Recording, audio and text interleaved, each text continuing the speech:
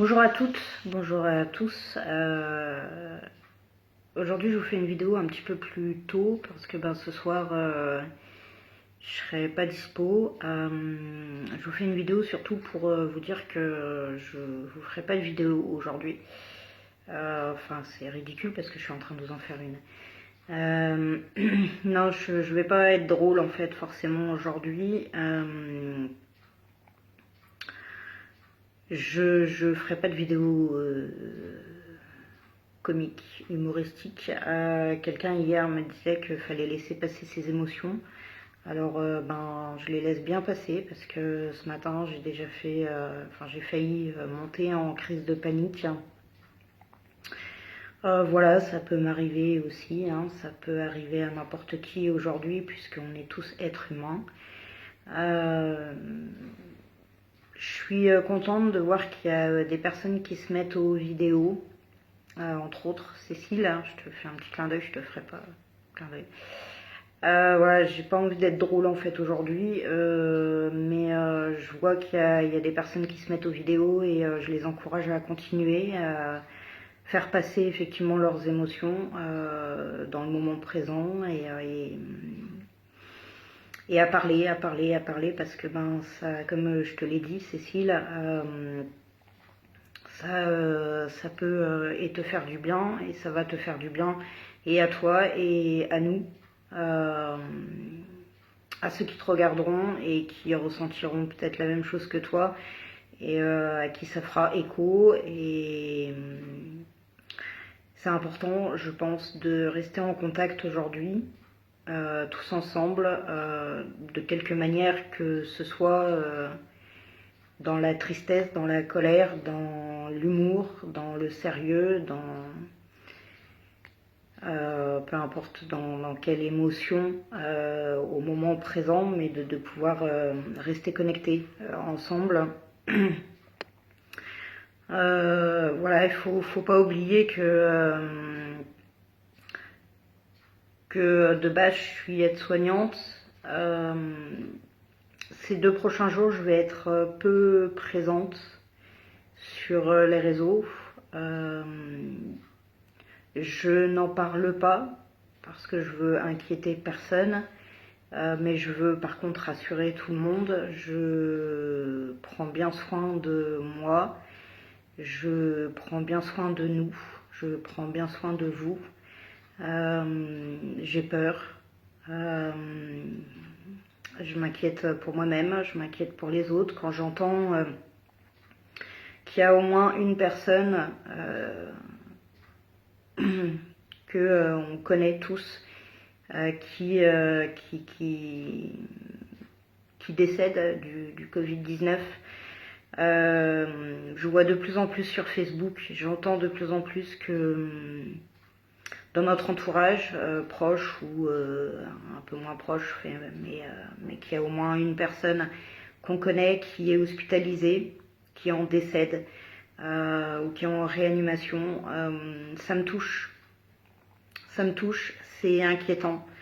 Et par bref instant, au moins une fois dans la journée, là c'est mon instant. Dans cette journée,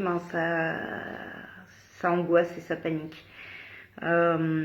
Pour l'occasion, je vais vous relire un texte que j'ai écrit il y a quelques jours en arrière qui parle d'angoisse. En règle générale, mais qui peut faire écho à pas mal de monde dans la situation actuelle, que j'avais déjà lu dans une des premières vidéos que j'ai faites, et je pense que peut-être ça sera important de le relire aujourd'hui, de vous le relire, et que ça peut parler à certaines personnes et que ça peut faire du bien aussi à certaines personnes. Alors je vais vous le relire. Donc le titre c'est État d'angoisse. Aujourd'hui je vais prendre le temps de te dire bonjour, sans dépourvu. C'est moi qui te mets à l'ordre du jour et cette fois pas l'imprévu. Aujourd'hui je vais prendre le temps de te parler, autrement que de m'effondrer, parce que tu auras encore frappé en laissant tous mes sens paralysés. Je vais t'expliquer ce que tu me fais, je vais te raconter dans quel état tu me laisses. Je vais te parler de ce que tu sais et je vais te conter l'histoire de la diablesse. Tu sais quand je compte jusqu'à 4 et que je bloque, que je relâche, que je suffoque et qu'entre nous ça clash. Tu viens m'habiter sans raison, comme une maison hantée. Tu m'emmènes dans la déraison et tu repars de ton côté. Tu n'es pas invité à me faire craquer, ni à me voir pleurer. Tu n'es pas invité à cette complicité, mais tu t'introduis et tu t'invites à y rester. Que veux-tu? Quand vas-tu partir? Je suis à nu, j'ai l'impression que je vais mourir. On me dit que je ne peux pas mourir de toi, mais ce n'est pas la sensation que je ressens. Au fond de moi, tu me mens. Entre nous, ça ressemble à une relation passionnelle, mais ça en est loin. Ça ressemble plutôt à un jeu de cache-cache irrationnel qui finit toujours en coup de poing. Tu m'abordes dans des endroits improbables et tu arbores mon être entier.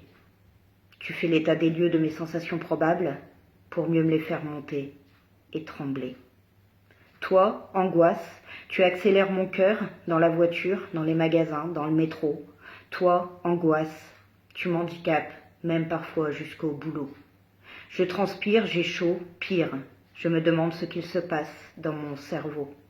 La vue floue, la respiration vacillante, tu vas aller jusqu'où à rendre mes émotions traumatisantes? Pourquoi tu m'interdis de me sentir bien? Pourquoi tu ne me laisses pas le droit d'être moi? Pourquoi tu me retiens dans ce désarroi? Sais-tu seulement la panique que ça implique quand je suis dehors? Et sais-tu à quel point je me sens en insécurité? Je me sens comme hors de mon corps, dévisagé et dépouillé de tout équilibre fragilisé. Mais sais-tu seulement ce que je ressens quand tu me réveilles la nuit? Sais-tu seulement ce que le silence amplifie? J'essaie de me calmer, parce que je te connais, angoisse. Je sais que tu cherches à m'enfermer, jusqu'à ce que je me glace. Mais tu n'y arriveras pas, angoisse, tu n'y arriveras pas. Tu n'arriveras plus à tétaniser ma liberté, jusqu'à me faire croire que je ne peux pas t'immobiliser. Un jour, tu vas tomber sur un os, parce que je n'aurai pas toujours toutes ces bosses. Alors écoute-moi bien, angoisse, viens. Je te laisserai passer dans mon inconscient et ses interfaces.